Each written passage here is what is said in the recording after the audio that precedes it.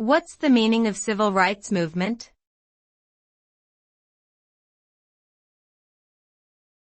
Civil rights movement.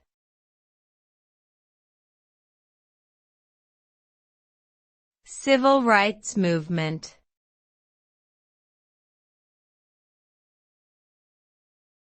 Civil rights movement.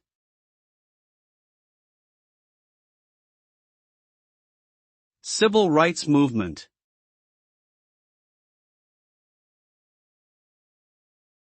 The civil rights movement was a social and political movement in the United States that aimed to secure legal and constitutional rights for African Americans and other minorities.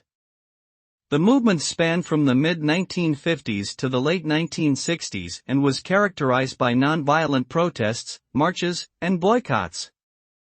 The result of the movement was the passage of several civil rights laws, including the Civil Rights Act of 1964 and the Voting Rights Act of 1965, which prohibited racial discrimination in voting, education, employment, and many other areas.